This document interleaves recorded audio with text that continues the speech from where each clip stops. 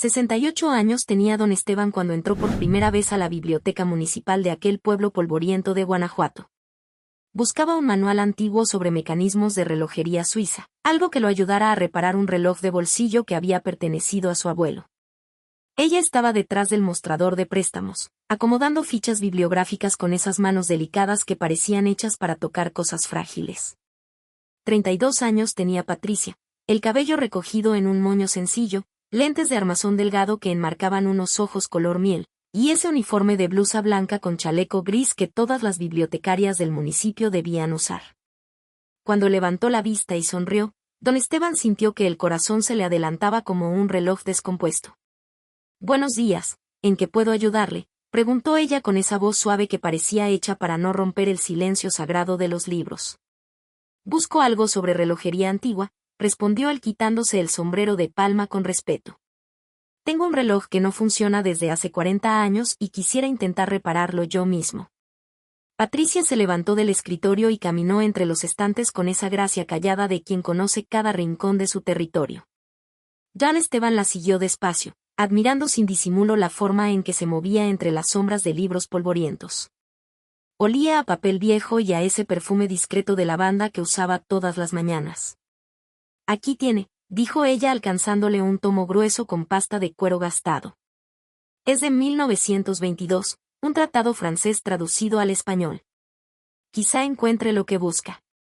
Sus dedos se rozaron cuando él recibió el libro. Fue apenas un segundo, pero suficiente para que ambos sintieran esa electricidad extraña que no tiene explicación lógica. «Gracias, señorita». «¿Cuánto tiempo puedo tenerlo?» «2 semanas. Pero si necesita más tiempo puede renovar el préstamo. No mucha gente lee estos libros, así que no se preocupe». Don Esteban asintió y se quedó parado frente a ella unos segundos más de lo necesario. Afuera se escuchaba el claxon de algún camión de carga y el pregón lejano del vendedor de camotes. Dentro de la biblioteca el tiempo parecía detenido, como si los relojes no tuvieran permiso para avanzar entre tantas historias inmortales. «¿Usted lee mucho?», preguntó él de pronto, sorprendiéndose a sí mismo por el atrevimiento. «Todo el día, todos los días», respondió ella con una sonrisa triste. «A veces creo que vivo más en los libros que en mi propia vida». «Pues los libros son buenos compañeros», dijo don Esteban. «No traicionan, no se van, no envejecen mal». Ella lo miró con curiosidad, como si acabara de descubrir algo interesante en ese hombre de canas abundantes y manos manchadas de grasa de relojero. «Tiene razón. Los libros no envejecen mal». Ese fue el principio. Don Esteban volvió 2 días después con el pretexto de consultar otro libro. Luego volvió 3 días más tarde.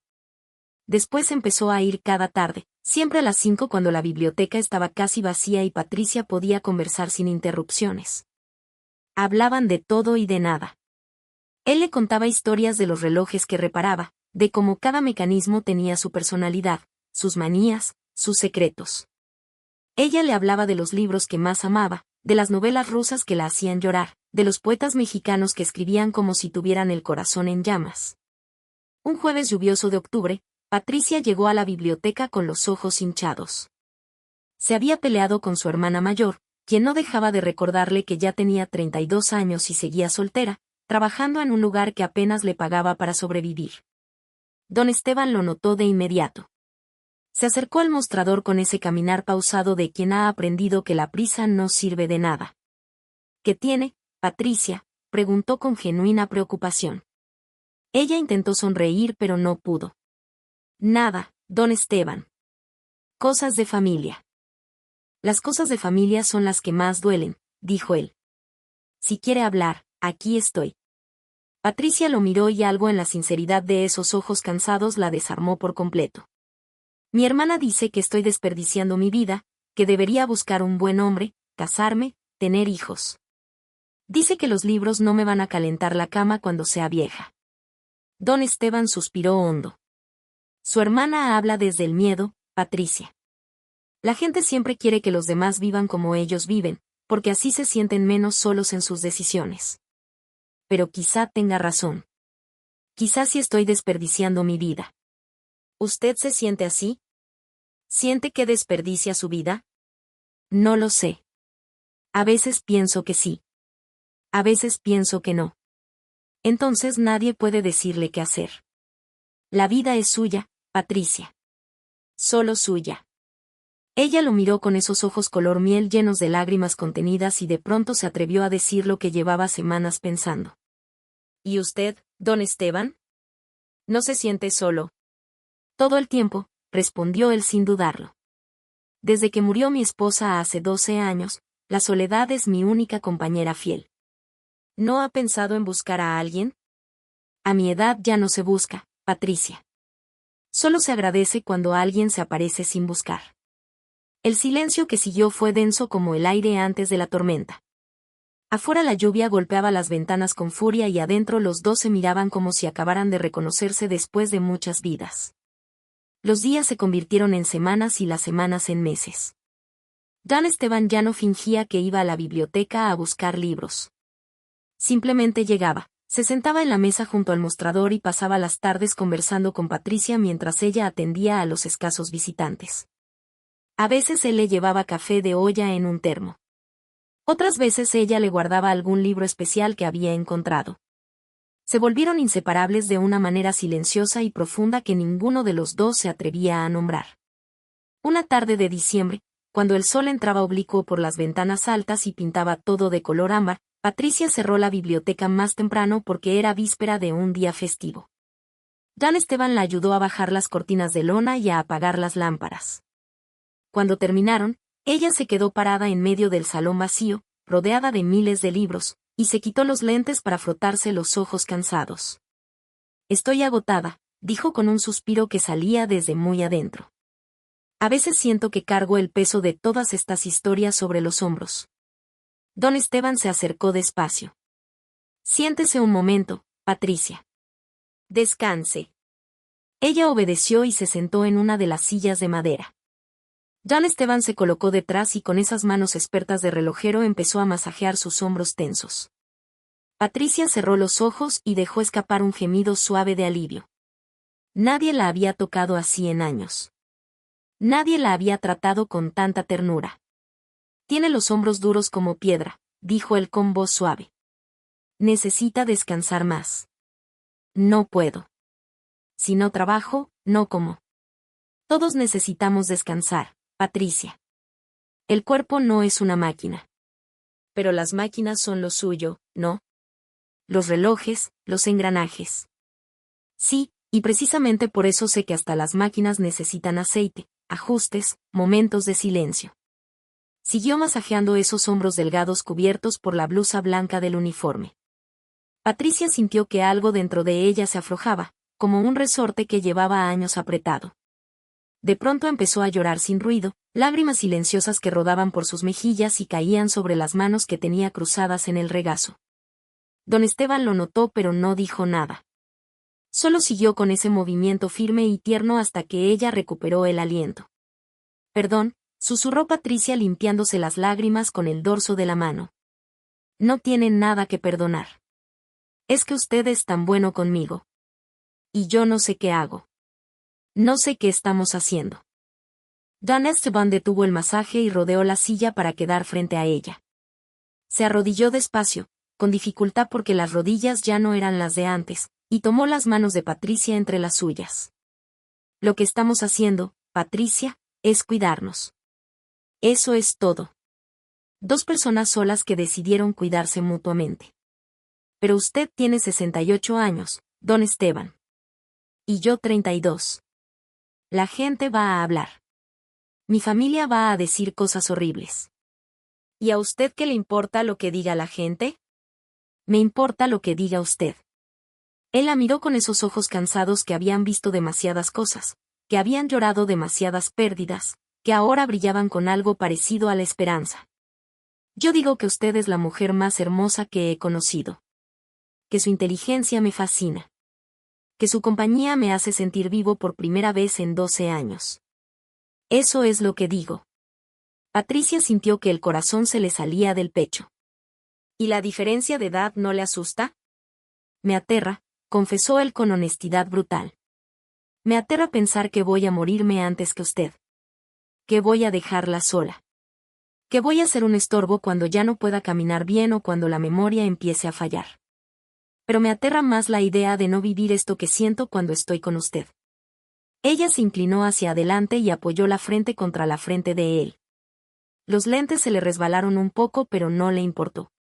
Yo también tengo miedo, susurró. Miedo de enamorarme. Miedo de que esto sea un error. Miedo de sufrir. El amor siempre da miedo, Patricia. Pero la soledad duele más. Se quedaron así un largo rato, frente contra frente, respirando el mismo aire, sintiendo el mismo latido acelerado.